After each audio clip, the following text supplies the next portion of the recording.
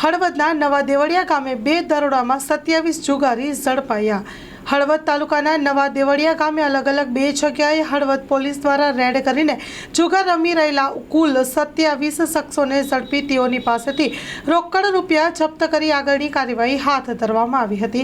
Police તરફથી મળેલી માહિતી પ્રમાણે હળવદ પોલીસ સ્ટેશનના પોલીસ કર્મીઓ મળેલી બાતમીના આધારે નવા દેવળિયા ગામે રામદેવ પીરના મંદિર પાસે જુગાર રમતા કુલ 14 શખ્સોને ઝડપી પડ્યા છે। છગનભાઈ ભોળાભાઈ મકવાણા, મનસુખભાઈ ભલાભાઈ જીત્યા, નીતિનભાઈ ધીરજલાલ અઘેચાણિયા, દીપકભાઈ પાલજીભાઈ ચાવડા, જિગ્નેશભાઈ નવગણભાઈ જેઠાભાઈ દેખામા, કિરણ ઉર્ફે બેબડો નાગજીભાઈ દેખામા, ગોપાલભાઈ કાનાભાઈ વાઘેલા, અનિલભાઈ ધનજીભાઈ રાઠોડ, અમરસિંહભાઈ બાબુભાઈ પરમાર, રાજુભાઈ જયંતિભાઈ કગથરા, રતિલાલભાઈ ઉર્ફે રતિભાઈ અરજણભાઈ પરમાર, લલિતભાઈ રતિભાઈ પરમાર અને હિતેશભાઈ જીવરામભાઈ પરમારને ઝડપી લઈને તેઓ પાસેથી કુલ ₹69,400ના રોકડા રૂપિયા કબજે કરી જુગાર ધારા હેઠળ ગુનો નોંધીને વધુ તપાસ હાથ ધરી છે।